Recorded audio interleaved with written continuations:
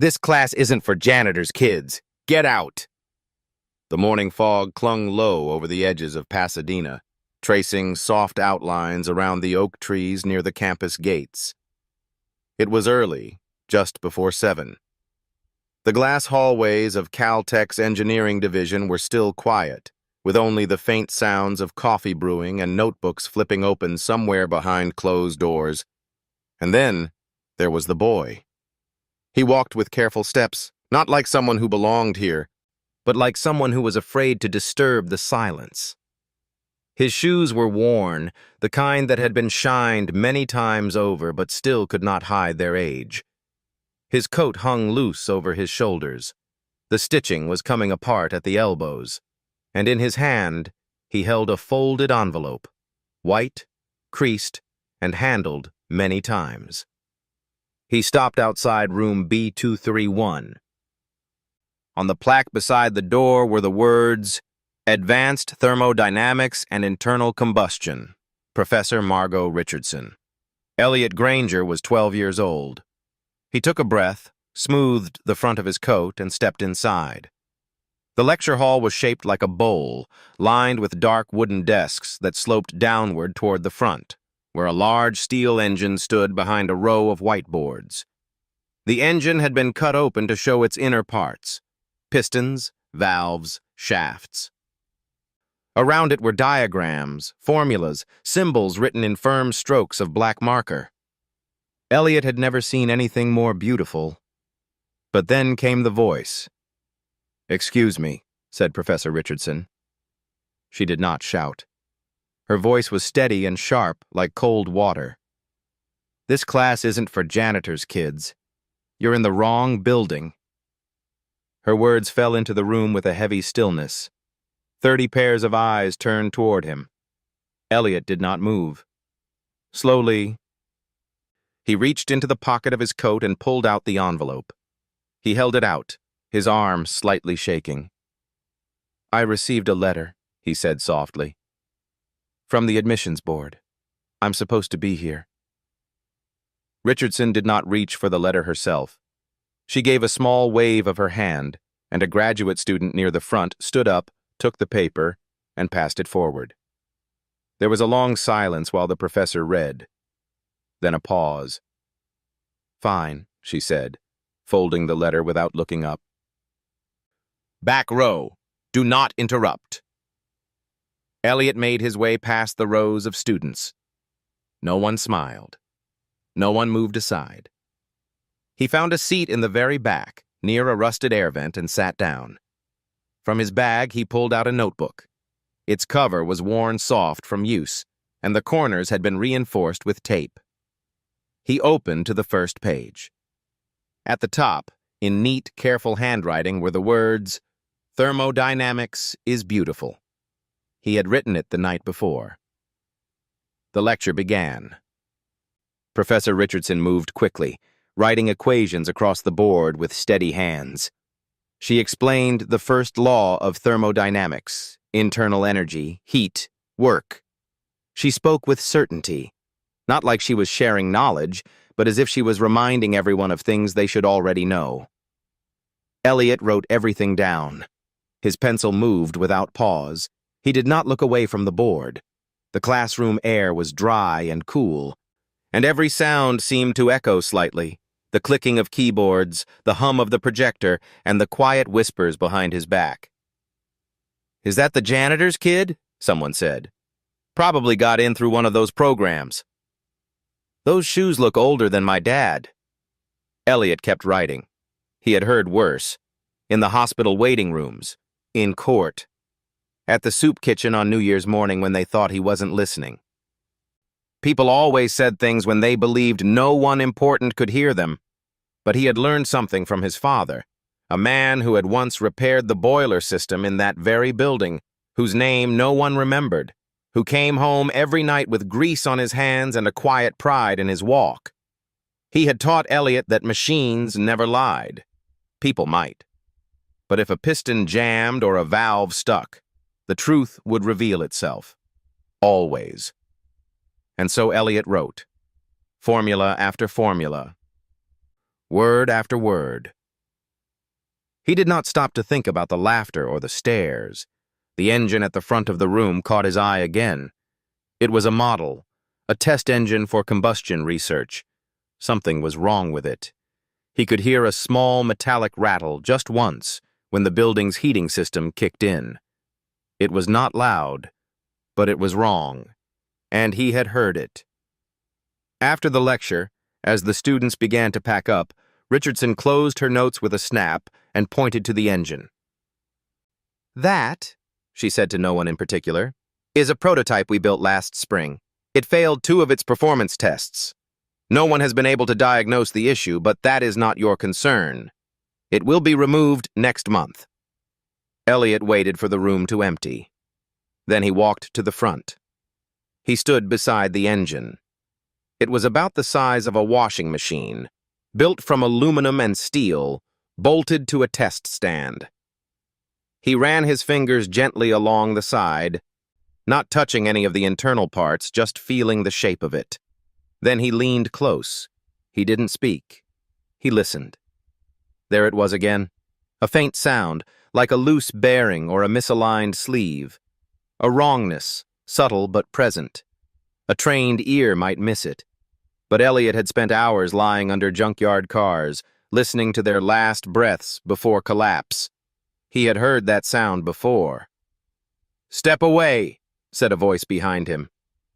It was Professor Richardson. She had returned without a word. "You are not authorized to touch that machine," she said, "and it costs more than your house, probably more than your entire block. I will not have it scratched by a child with curious fingers." Elliot stepped back. "Yes, ma'am." She stared at him. Something unreadable passed through her expression. Not warmth, not forgiveness, but maybe the smallest flicker of attention. "You're here because someone up the chain thought we needed a project. A news story, perhaps. I do not have time to entertain fairy tales. So if you're going to be in my class, sit, learn, and do not speak unless asked. Is that clear?" "Yes, ma'am." She left. Elliot stood alone beside the engine. His notebook was still open in his hand. On the next page, he wrote, "Rattle on cylinder 2. Possible wear or misalignment. Check oil path. Ask about last service date." He underlined it twice. Outside, the fog had begun to lift. Sunlight filtered through the tree branches, and the red brick buildings of Caltech looked softer than before. Elliot sat on a bench near the fountain. His pencil traced the outline of a piston assembly, with notes scribbled beside each part. He wrote equations in the margins, arrows pointing toward theories he had only half understood. He did not know if anyone would respect him here. He did not know if the professor would ever say his name without scorn. But he did know one thing. Something inside that engine was broken. And he could fix it. They said his shoes were older than the professor. Elliot came back. It was Monday morning. The sun had barely touched the tops of the eucalyptus trees lining the southern edge of campus. A soft breeze ran along the concrete walkways, carrying with it the faint scent of cut grass and old chalkboards. Inside Building 3, room B231, the lecture hall was already half full.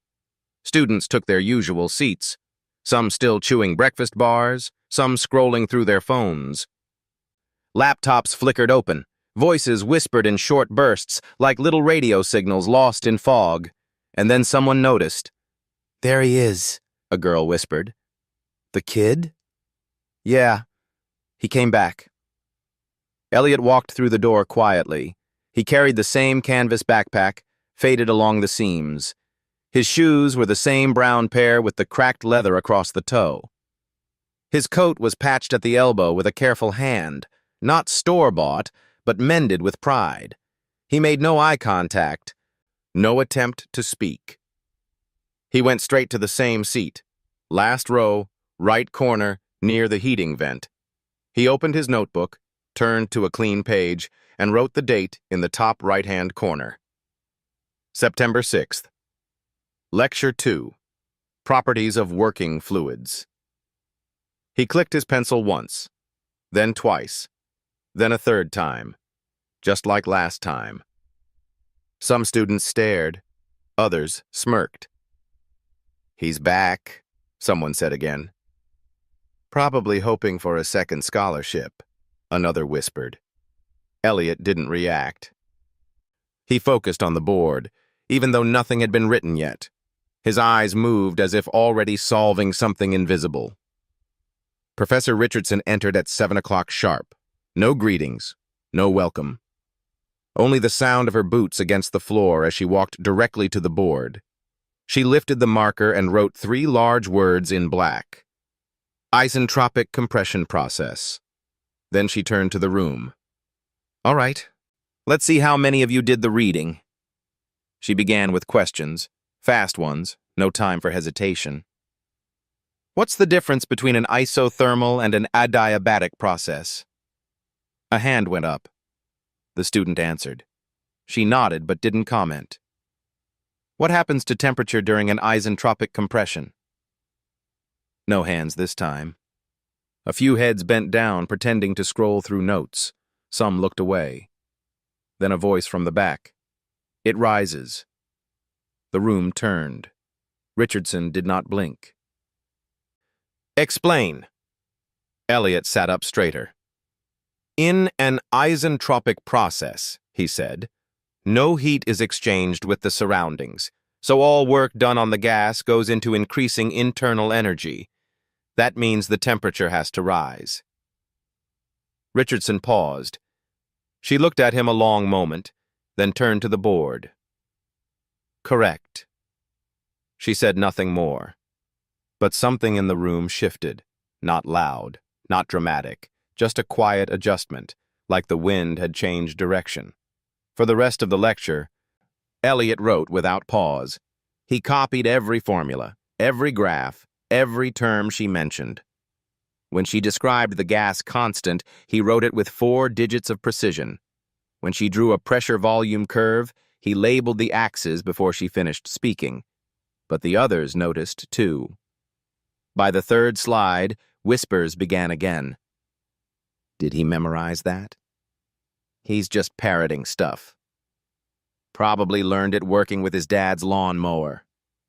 One student, a tall boy named Dylan with perfectly ironed shirts and a voice always just a little too loud, leaned back in his seat. "I give him a week," he muttered. "A week before what?" someone asked.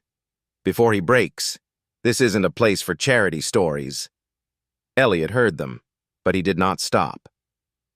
That afternoon in the campus library, Elliot sat in the far corner. He preferred the quiet space near the mechanical engineering shelves. The desk had a chip in one corner, and the chair tilted slightly to the left. But it had a good lamp, and that was enough. He opened a book titled Applied Thermodynamics and Internal Combustion. The pages were yellowed at the edges. Someone had underlined parts in blue ink years ago. Elliot traced the outline of a heat exchange diagram with his pencil, then turned to his notebook and began copying it by hand, slowly, carefully. With margin notes written in small letters. Note: gamma increases as molecular complexity decreases. Watch temperature drift during piston delay. Try modeling with real gas values, not just ideal. He worked until the sun dipped behind the far building. When the librarian flicked the lights twice, he stood, packed his bag, and walked out without saying a word. Tuesday's lecture was harder. Richardson began discussing variable compression ratios and real gas behavior. She introduced a graph comparing different fuels, gasoline, ethanol, methane, and their performance at high pressure. "Compression is cheap power," she said. "But past a point, the gas stops cooperating. You get early ignition, heat loss, inefficiency. Know your limits." She tapped the diagram on the board. "Someone tell me why helium performs poorly in this cycle." Again, silence. Then Elliot spoke. His voice was low but clear. "Because of its high gamma value. The pressure rises too quickly during compression, causing premature ignition. Also, helium doesn't absorb heat well, so you lose thermal buffering. Richardson raised an eyebrow. Textbook again? Elliot hesitated. No, my dad told me. He tried to fill a two-stroke with helium once to save weight. It blew the head gasket. The room laughed, but it wasn't cruel this time. Even Richardson's lips curved slightly, almost, but not quite, a smile. After class, a student named Toby caught up with Elliot in the hallway. Hey, he said, that head gasket thing, was that real? Elliot nodded. My dad and I used to fix old engines in the backyard. He said if something breaks and you don't know why, take it apart until you do. Toby smiled. He was quiet, kind-eyed, and carried a folder stuffed with scribbled diagrams. His father was a mechanic in Reno. They had more in common than either expected. Want to study together sometime? Toby asked. Elliot looked surprised. Then he said, Sure. That evening, Dylan saw Elliot in the computer lab. He walked over, hands in his pockets. Hey, genius, he said with a half-smile. You always talk like that, or is it just for show? Elliot didn't answer. Bet you can't even drive a car yet, Dylan said. Elliot looked up.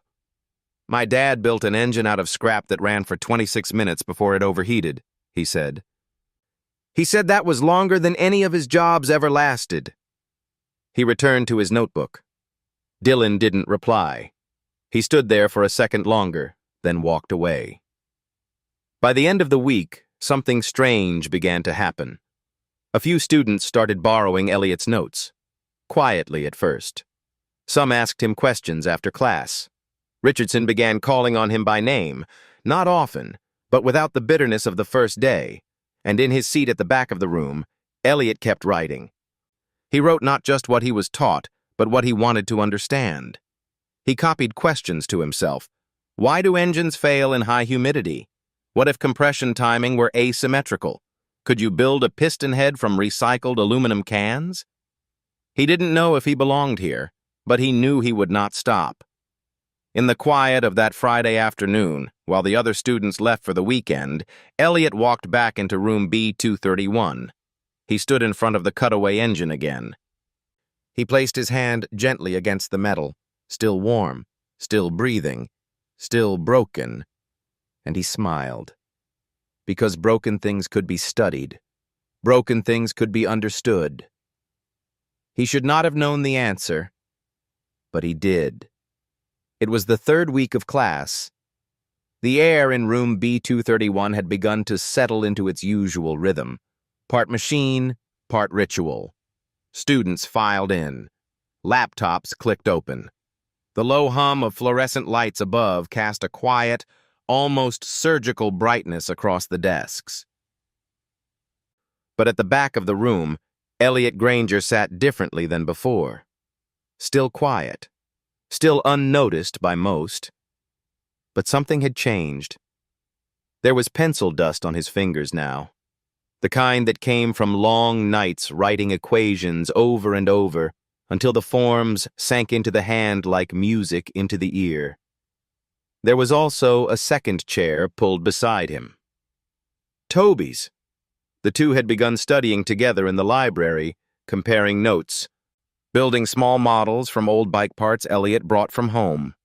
They spoke in low voices, always technical, always curious.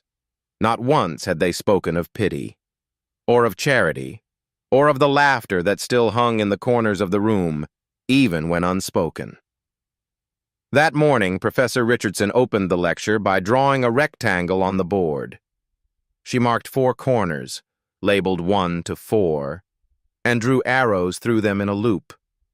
The students recognized it at once. The Otto cycle, she said. The foundation of most internal combustion engines. 4 steps: isentropic compression, constant volume heat addition, isentropic expansion, and constant volume heat rejection. She wrote the word ideal in capital letters above the diagram. Of course, she continued, real engines are never ideal. Losses, friction, timing, heat transfer, All of it turns theory into noise. Then she paused, set down the marker, and asked a question. Can anyone explain why the Otto cycle becomes unstable at high compression ratios, beyond, say, a value of 10:1, particularly in air-breathing engines without active cooling? It was a graduate-level question. Advanced thermodynamics, a subject usually reserved for thesis research and private labs. No one raised a hand. One student typed hurriedly. Another whispered to his neighbor, "Is she serious?" At the back of the room, Elliot lifted his head. He didn't speak right away. He closed his notebook, rested his hands on the desk. Then, slowly, as if testing his voice in the still air, he said, "Because of knock." Richardson turned to face him. The room followed. Elliot continued. When you raise the compression ratio too high, the temperature and pressure inside the cylinder increase beyond the auto-ignition point of the fuel-air mixture. That causes the mixture to ignite too early before the piston reaches top dead center. A few students blinked. Richardson folded her arms. "That's the basic definition. Give me more." Elliot nodded. The pressure wave from early ignition travels faster than the flame front. It collides with the piston and chamber walls. That creates shock waves, what we call knock. It reduces efficiency, but more importantly, it can destroy the engine. He paused, then added softly, especially if the combustion chamber isn't shaped to manage the heat zones. That's why hemispherical heads are less prone to knock. Someone coughed. Someone else dropped their pen. Richardson stared at him a long moment. Then she spoke. "And what's the chemical basis of auto-ignition delay?" Elliot answered without looking at his notes. Fuel molecules, especially hydrocarbons like octane, need a certain amount of activation energy to ignite, but when pressure and temperature are too high, the delay time between compression and ignition shortens, sometimes to less than a millisecond. If timing isn't perfect, the engine fires too soon. He looked down for a moment, as if searching for the right words. My dad used to say, the engine decides when it wants to fire. Our job is just to give it the best chance to wait. For a moment, no one said anything. Then Richardson turned back to the board. "Correct," she said, quietly, and she said no more. After class, Dylan lingered near the front. He looked less confident than usual. He approached Elliot, who was packing his notes into his bag. "You really knew all that?" Dylan asked. Elliot looked up. He didn't answer right away. "My dad used to work on old delivery trucks," he said finally. "One of them knocked so bad we called it the hammer. He taught me to listen for pre-ignition, even before it happened. You can smell it sometimes, like burned toast." Dylan laughed, but not unkindly. "That's not in any textbook." Elliot shrugged. "Not everything needs to be." That evening, Richardson sat alone in her office.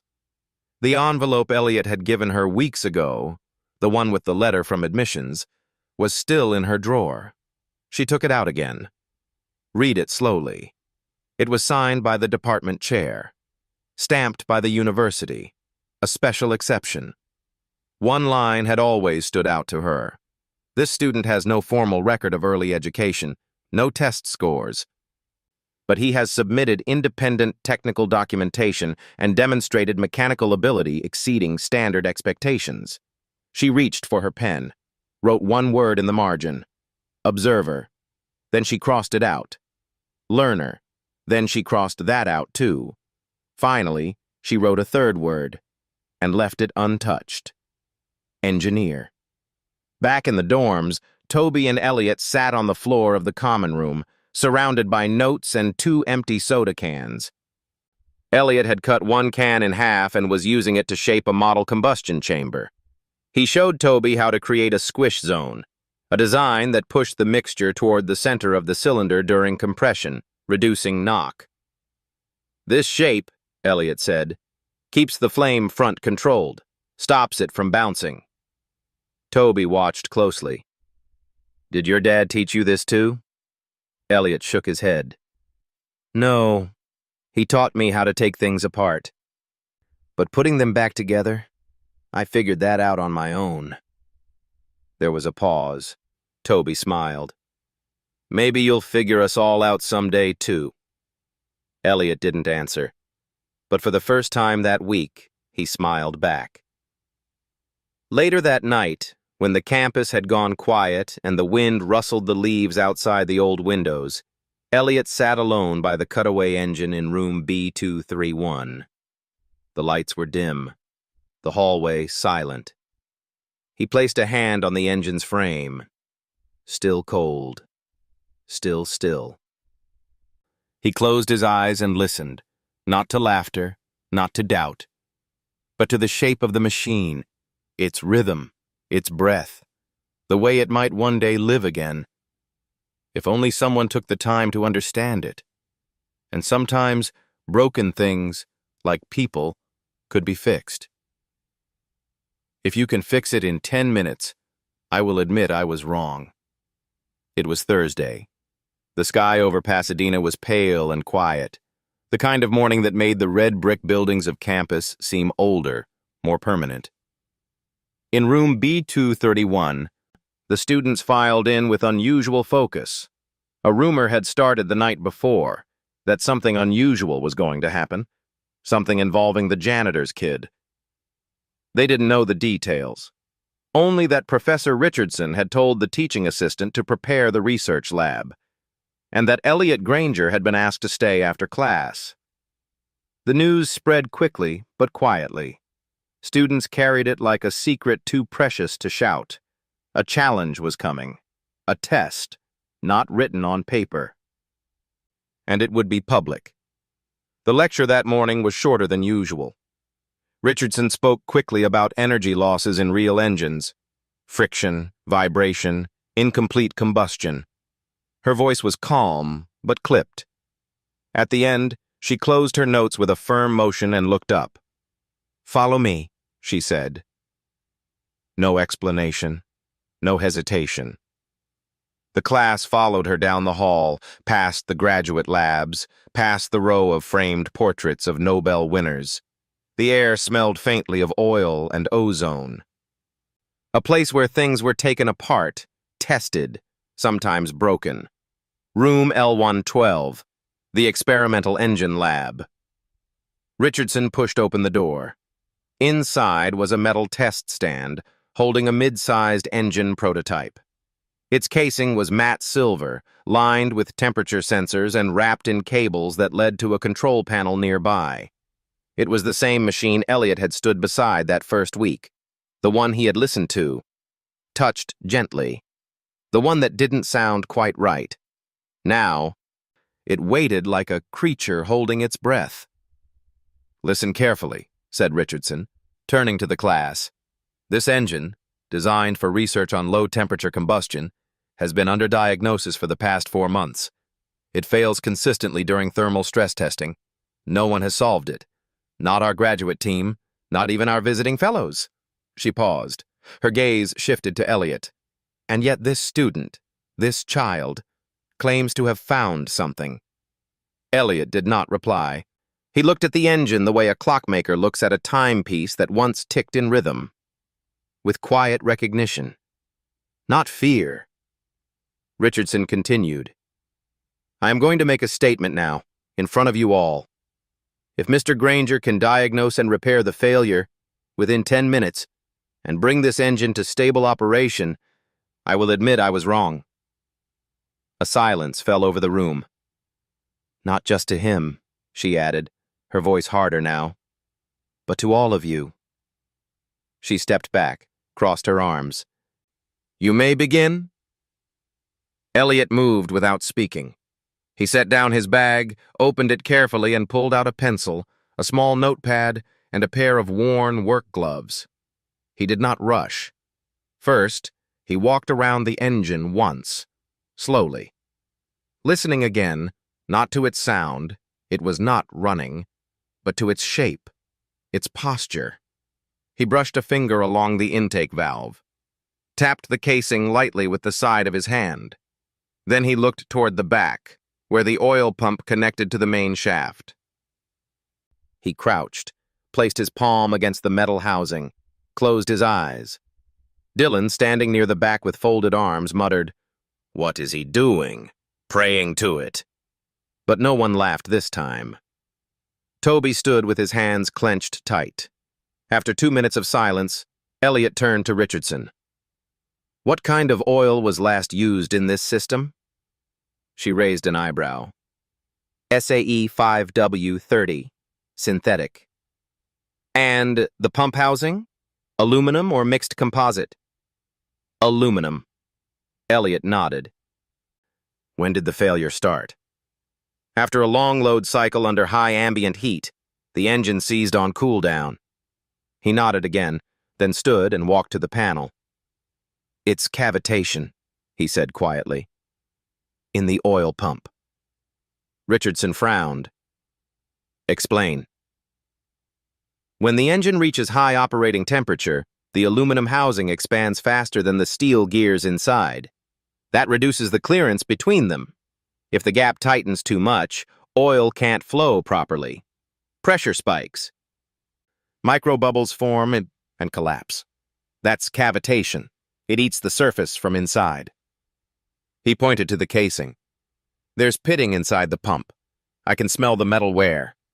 And the heat signature is slightly higher at cylinder 2, where the oil pressure drops first." He stood straight. "The engine isn't broken. It's choking."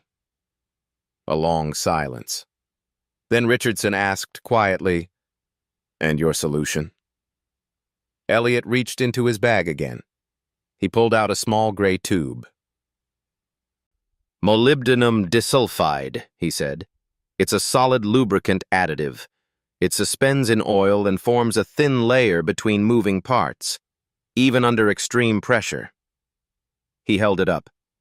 "Normally used in race engines. My dad used it once on a snowblower we rebuilt. It ran for 2 winters after that." He walked to the pump access valve, opened it, and added a measured amount into the system. Then he stepped back. "May I start it?" Richardson gave a small nod.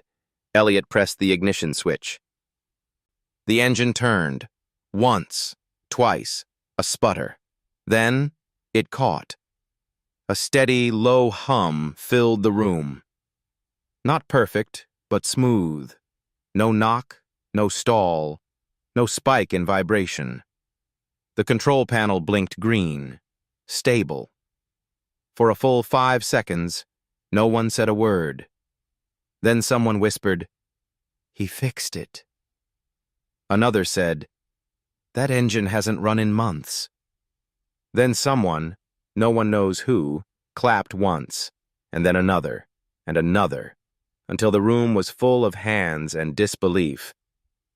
And Elliot, 12 years old, with grease on his gloves and a notebook full of dreams, just stood there, not smiling, not proud, just calm, as if the engine had said thank you.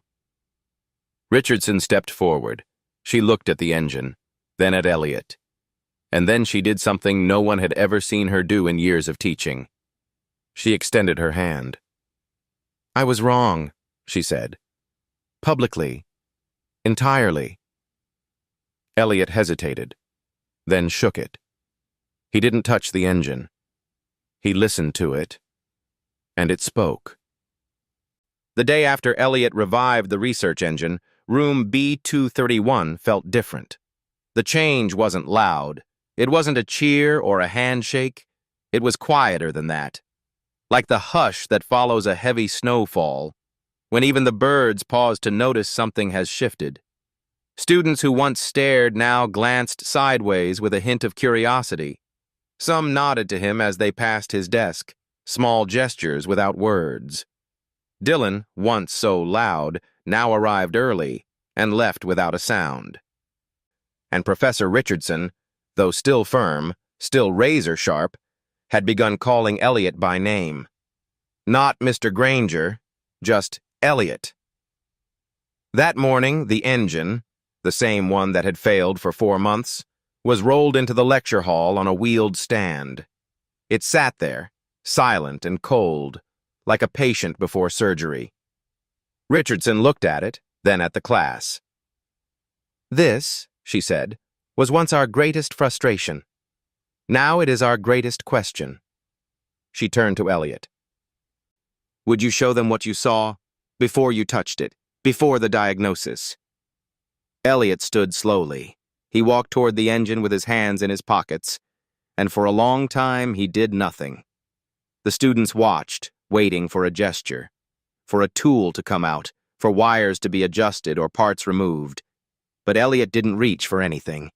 He stepped around the machine once, then twice. He leaned down and placed his ear near the lower housing. He didn't flinch or react. Then he stood behind it, where the intake met the manifold, and simply stared. Not at the bolts, not at the wires, at the space between the parts, at how the machine held itself, its weight, its balance, its breath. It was, in some way, like watching someone listen to a story only they could hear. After 5 minutes, Toby leaned toward Dylan. "What's he doing?" Dylan shook his head. "I think he's thinking." Toby frowned. "No, it's more than that. He's sensing something." And he was right. Elliot wasn't just analyzing, he was remembering. The sound of the second piston rattling ever so slightly before the oil warmed, the heat bloom near the lower cylinder, the faint scrape that had been dismissed as surface noise, and the smell. It wasn't obvious, not like burned rubber or leaking fuel, but it was there, faint, metallic, sharp, old steel under stress. He turned to Richardson. "When was the last time the oil was drained?" 3 weeks ago, she replied. "And the filter?" Richardson glanced at the assistant. He hesitated. "We didn't change it. Just topped it off." Elliot nodded. He walked back to the side panel and tapped gently along the casing. Then he spoke. "Don't start it." The class looked confused. "Why not?" asked a student near the front. Elliot looked up. "Because it'll fail again." Richardson stepped closer. "And why do you believe that?" "Because it's not just cavitation now," Elliot said. "That was the start. But the longer you run it with metal shavings in the oil, the more they circulate.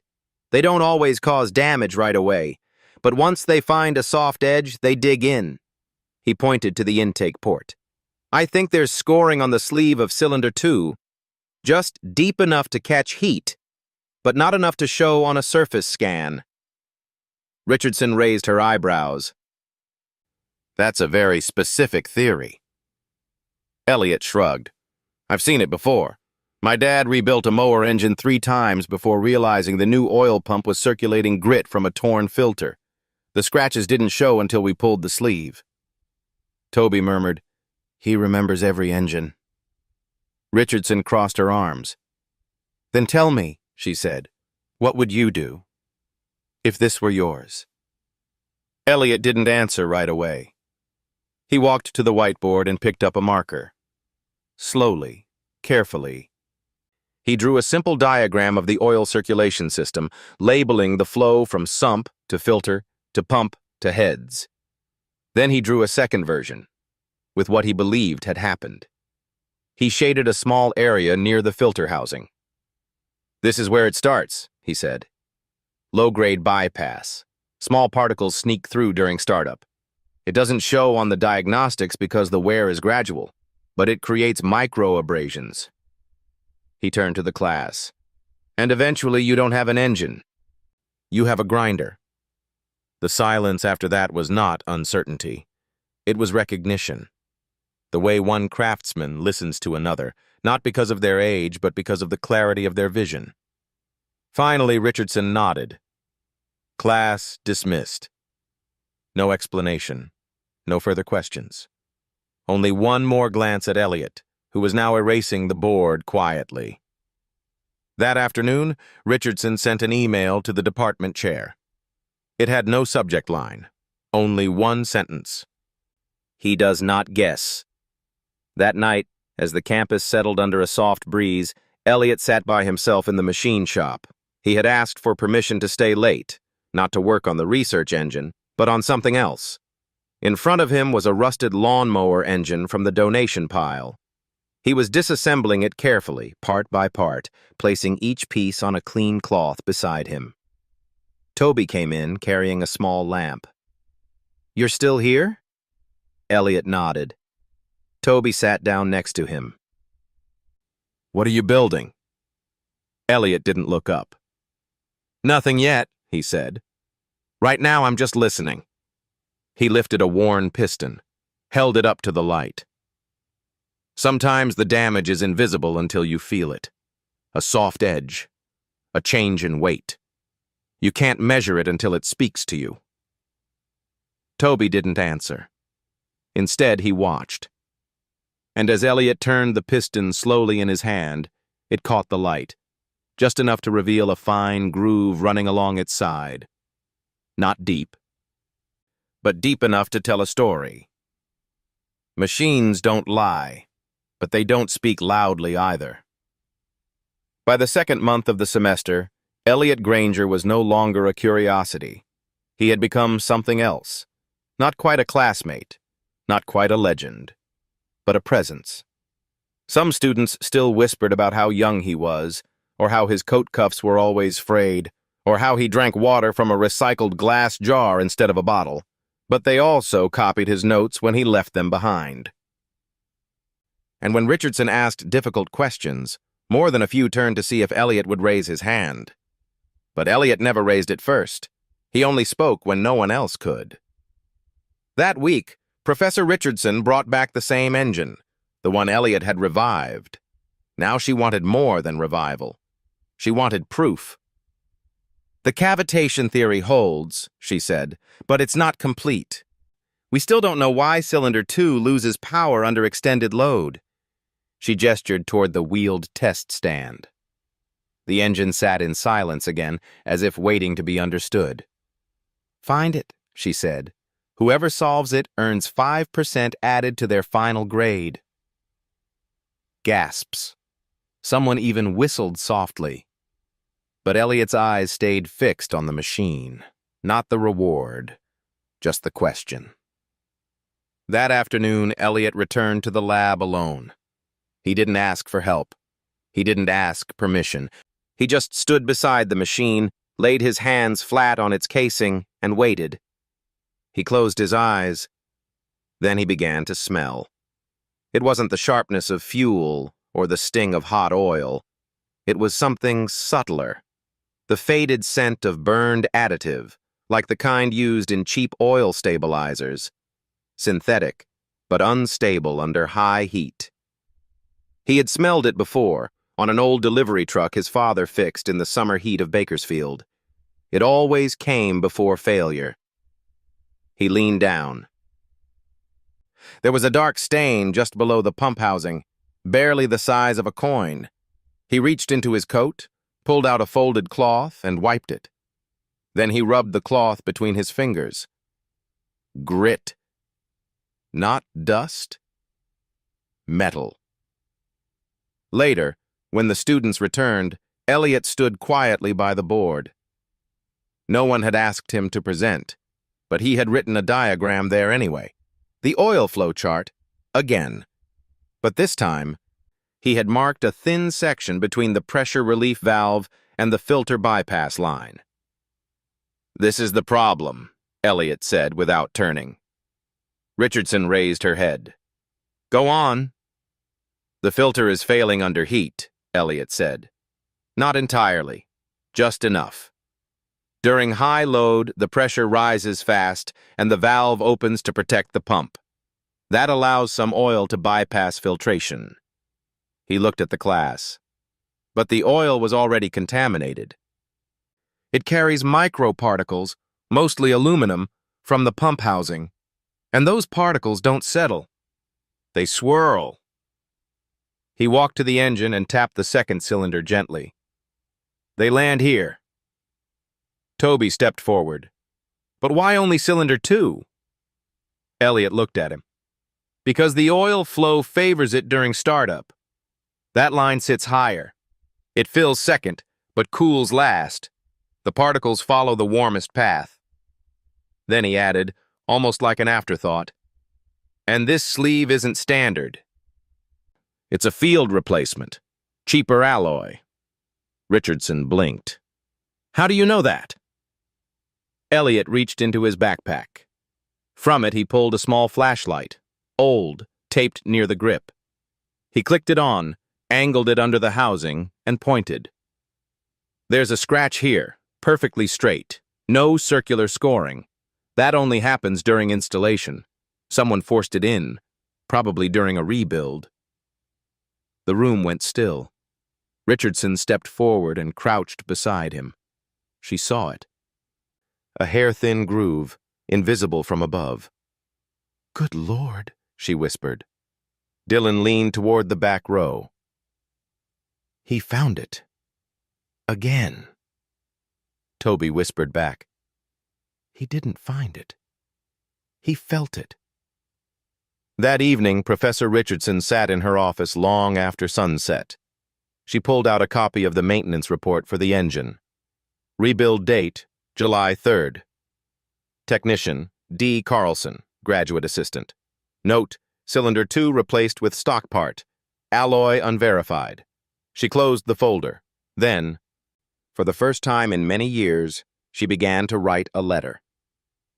Elliot, meanwhile, sat alone under the old tree behind the engineering lab. On his lap was a worn notebook. Inside it, he had drawn 2 diagrams, one of the flawed oil flow, and one of what he would build if he had the chance.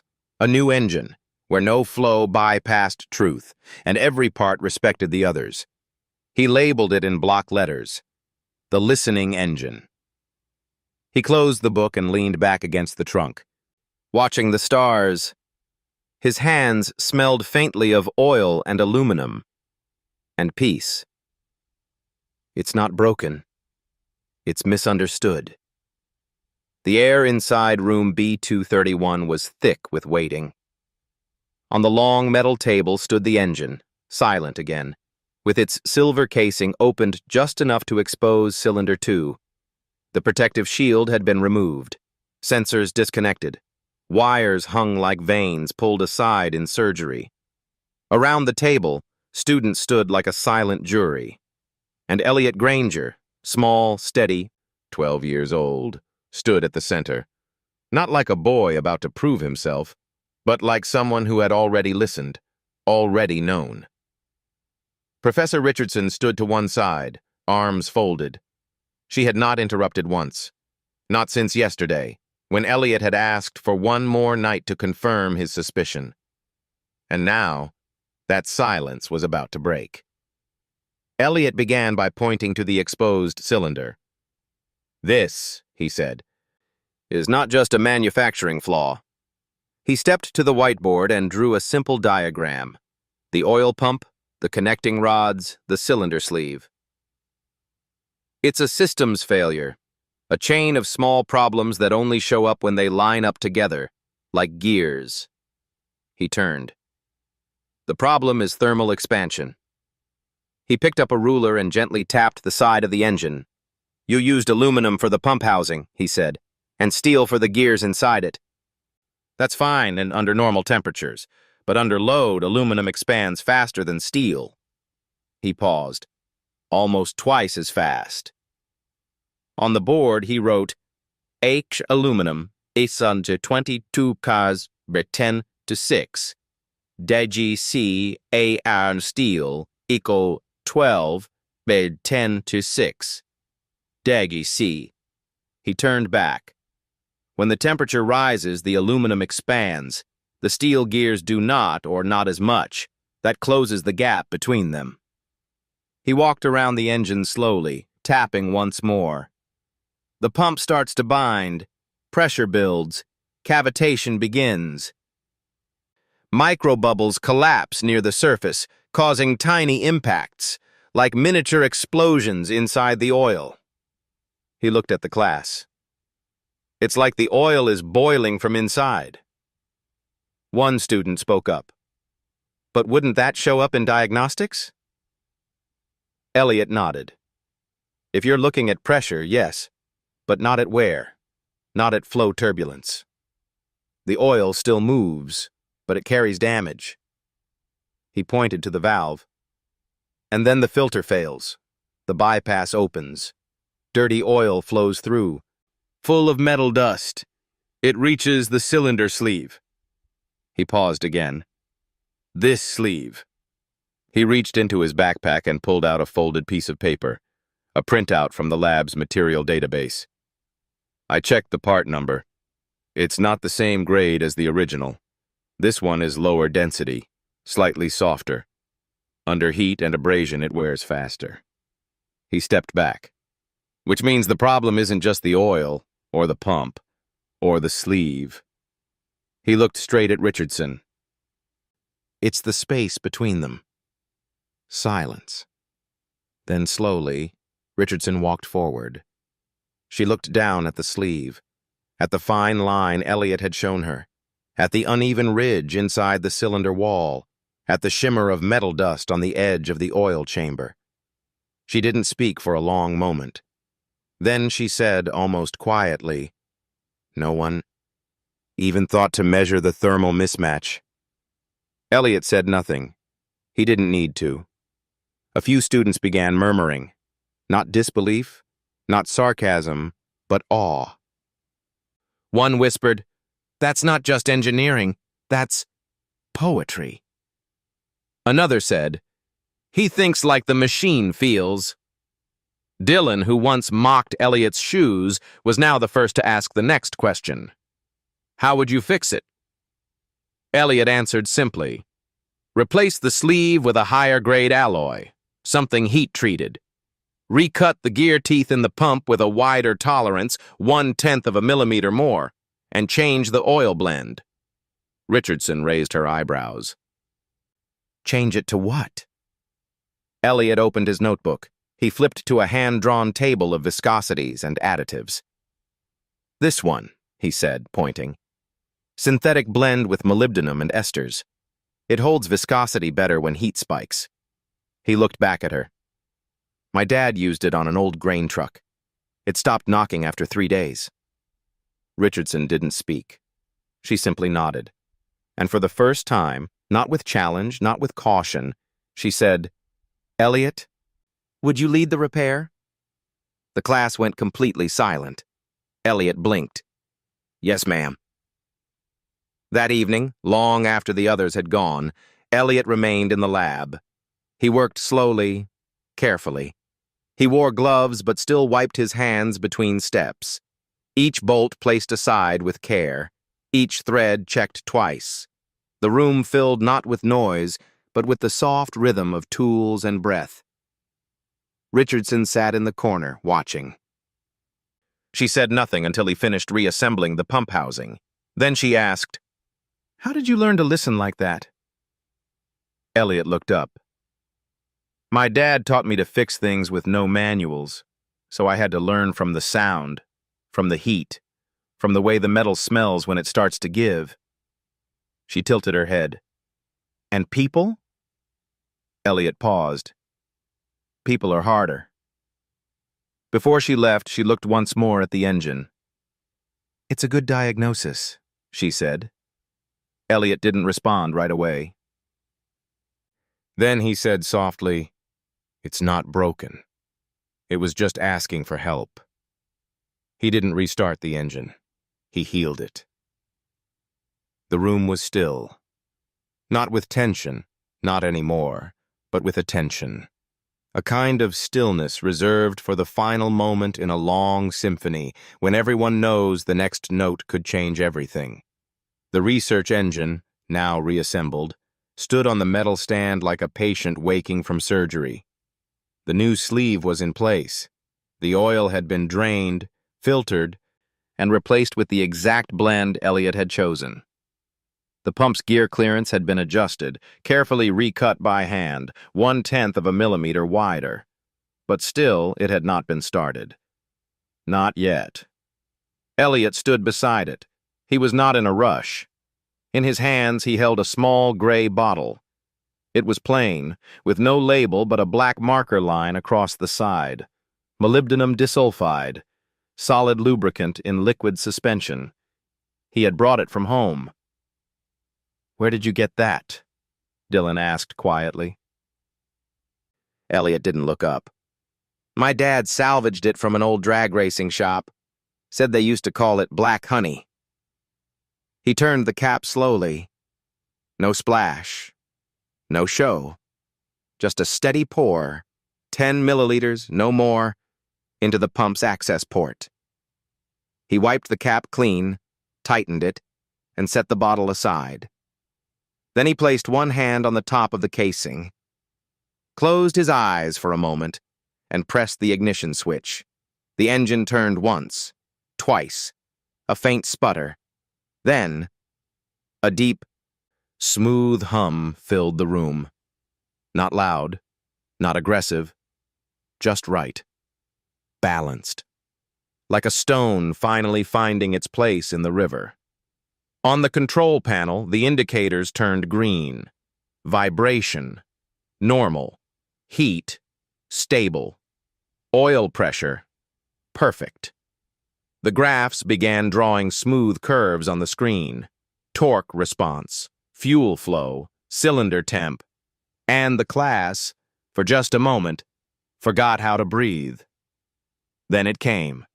The sound, a gasp, a rising cheer, applause. Someone let out a shout, "It's alive!" And through it all, Elliot simply stood there. He didn't smile, he didn't bow, he just nodded, as if the engine had spoken back, and he had heard it. Professor Richardson stepped forward. She didn't touch the engine, she didn't need to. She looked at the readings, then at the class, then finally at Elliot. "What do you call that?" she asked. Elliot thought for a moment. "Respect," he said. The room fell silent again, but this time it was reverent, not the silence of disbelief, the silence of being present for something true. Later, after the students had left, Richardson remained. Elliot stood beside the engine, wiping his tools one by one. She asked quietly, "How did you know that would work?" Elliot shrugged. "I didn't," he said. "I listened. I learned. I watched what it didn't like." She tilted her head. "That's not standard methodology." "No," he said. "But machines have moods. They remember how you treat them." Richardson smiled, a real smile, for the first time. "You're not just an engineer," she said. "You're a mechanic of empathy." Elliot looked at her. "I just try to make things feel safe enough to work again." That evening, Richardson sent a short memo to the faculty board. It read, "Recommend Elliot Granger for long-term audit status in the department, access to labs, mentorship, and independent projects. He has already taught us something we forgot. Machines are only as broken as our willingness to understand them." Toby caught up with Elliot outside the lab. The sun was setting, turning the sidewalks gold. "I can't believe it," Toby said. "You fixed it in under a minute." Elliot shook his head. "I didn't fix it in a minute," he said. He looked up at the sky. "It just took 30 seconds to show what I'd been feeling for weeks." Toby smiled. "Feels like magic." Elliot smiled too. "Not magic," he said. "Just patience. You promised in front of everyone. I intend to keep that promise. In front of everyone." The next lecture was different. Not because of the content. Richardson still taught with the same clipped voice, the same precision, the same refusal to repeat herself, but something in the room had changed. Respect now had a shape. It sat in the back row, as always, a 12-year-old boy with patched elbows and engine grease in the creases of his knuckles. Elliot no longer had to defend his place. No one questioned it anymore. They had seen the engine run. They had felt it. On the whiteboard that morning, Richardson wrote in capital letters, "Genius may be rare, but humility is rarer." Then she turned to the class. "I have a correction to make," she said. "On the first day of this course, I said something. I implied this class wasn't for janitor's kids." She paused. Let the memory sink in. I was wrong. Not a whisper stirred in the room. She nodded toward Elliot.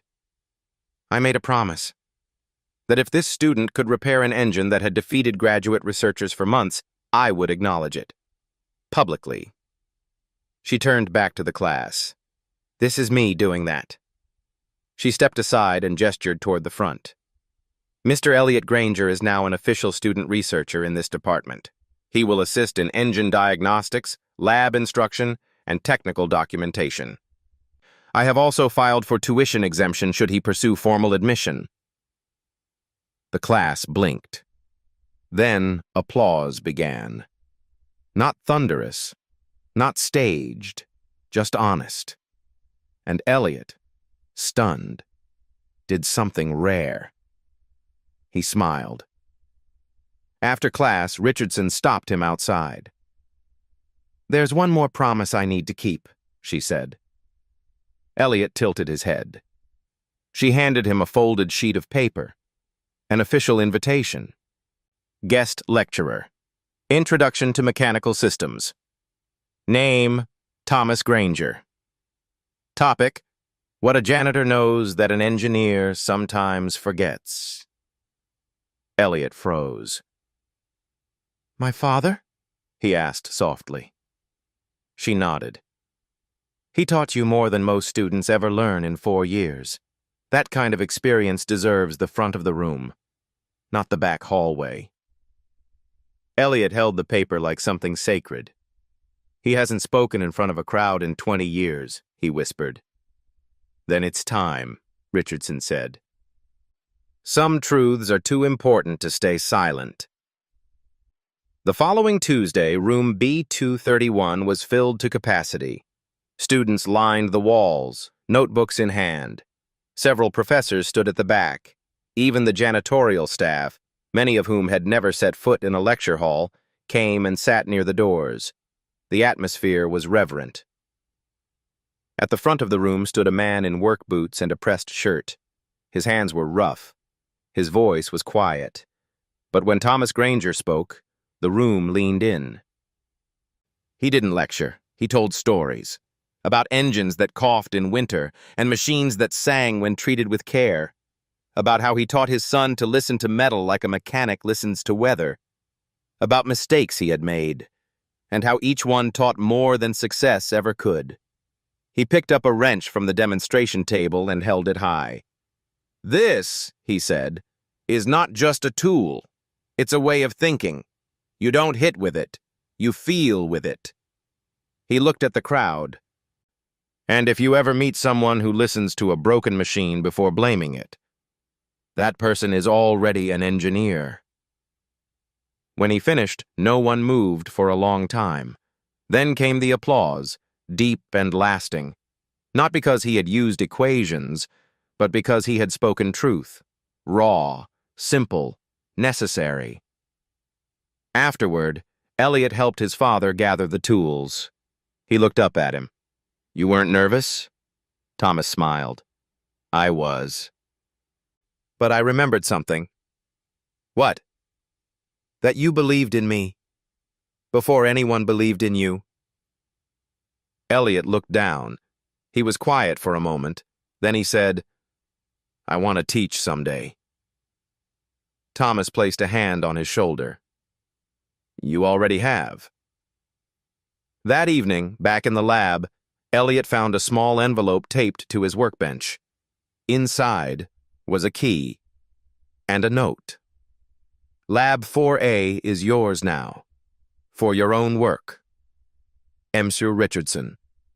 He sat down on the stool, stared at the key in his palm. Then slowly, carefully, he opened his notebook. On a blank page, he wrote 3 words. "Next engine, mine." Not every student needs a desk. Some just need a chance. By late November, Caltech's sky had taken on that winter softness.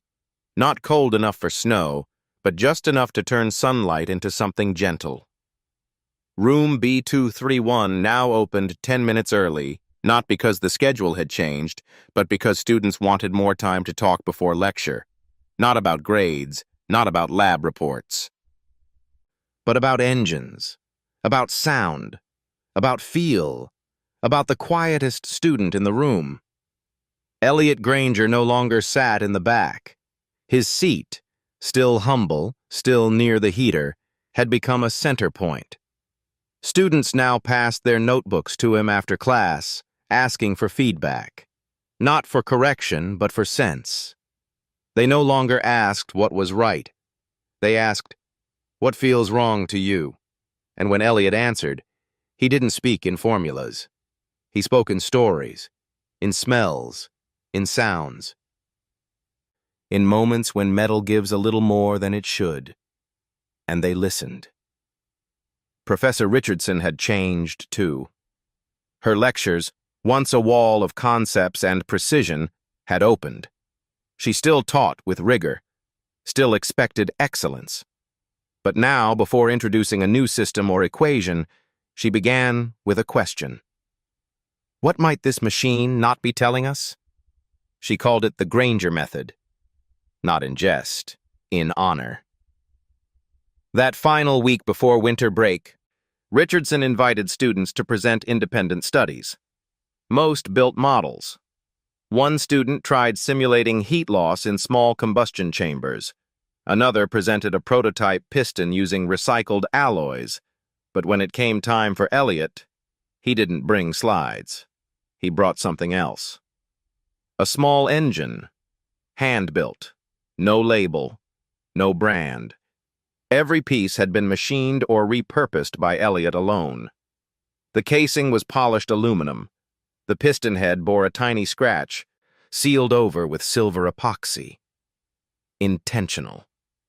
A reminder of imperfection. He placed it on the front desk. "This is not a new engine," he said. "It's a patient one." He turned the crank. It started on the first try. The room filled with a soft, steady hum, not loud, but warm. "Most engines," Elliot said, "are designed to push." He looked around the room. This one was built to wait.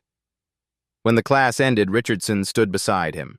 She looked down at the humming model. "What did you name it?" she asked. Elliot glanced sideways. "I didn't." "Why not?" "Because it's not done learning." That evening, Elliot walked home with his father. They passed the science building, the old gym, and the janitor's supply room.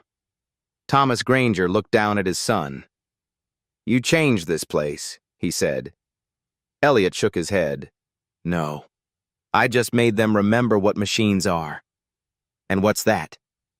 Elliot thought for a while. Then he said, "Not puzzles. Not problems.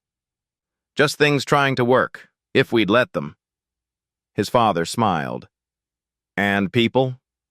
Elliot looked at the sidewalk, then at the stars. "They're the same." The next morning, Elliot visited Lab 4A. His lab now. He opened the door, turned on the light. The walls were bare, the bench clean. But in the center of the table sat a small wooden plaque. A gift. No name on it. Just 6 words carved by hand. Listen first. Speak if needed.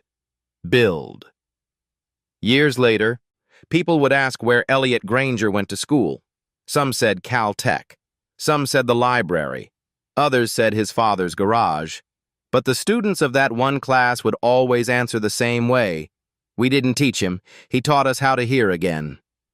Thank you for staying long enough to hear the story of Elliot Granger, a boy who didn't walk into greatness through the front door, but through the back halls of a school his father cleaned every night. He didn't come from a laboratory.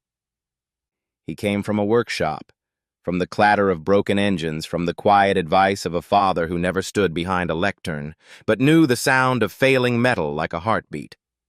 If you've ever sat in the back of a room, ever been judged by your worn-out shoes or your silence, or been told you didn't belong, then maybe, just maybe, Elliot was a younger version of you, coming back one more time to be heard. Thank you for walking with him, all the way to the last minute. Thank you for believing that genius doesn't always wear a lab coat. Sometimes it just wears a hand-me-down jacket and carries a notebook filled with questions. We wish you peace, and in those quiet moments, when the machines go silent, when nothing seems to work, may you remember how to listen, just like Elliot did.